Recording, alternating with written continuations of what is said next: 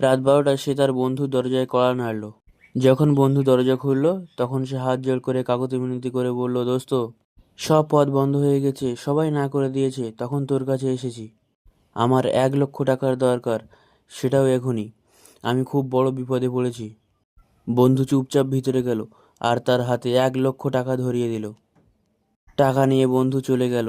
তারপর সে চুপচাপ ঘরে চেয়ারে গিয়ে বসে পড়ল। তখন তার স্ত্রী কাছে আসে আর বলল, যদি তোমার টাকা দেওয়ার ইচ্ছে না থাকে, তুমি কোনো না কোনো বাহানা দিয়ে না করে দিতে পারতে। এখন দুঃখ করে কী লাভ? তখন সে বলল, আমি দুঃখিত নই যে আমি তাকে 1 লক্ষ টাকা দিয়ে দিয়েছি, বরং সে সবার শেষে আমার কাছে এসেছে। যখন তার সব পথ বন্ধ হয়ে গিয়েছিল, তার সবার প্রথমে আমার কাছে আসা উচিত ছিল। বন্ধু সেই, দুঃখ হোক বা সুখ, সে সবার প্রথমে তাকেই মনে করে যেন। সুখে হয়তো আমার কথা না মনে করতেও পারে, কিন্তু দুঃখে যার কথা মনে করবে, সেই তো প্রকৃত বন্ধু। কিন্তু এতে দোষ আমারই। আমি এই টাকার পেছনে ছুটতে গিয়ে বন্ধুদের থেকে দূরে সরে গিয়েছি।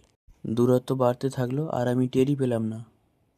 বন্ধুরা, এই গল্পের সহজ অর্থ হলো, নিজের বন্ধুদের সঙ্গে যোগাযোগ রাখুন, তাদের প্রয়োজনে পাশে থাকুন।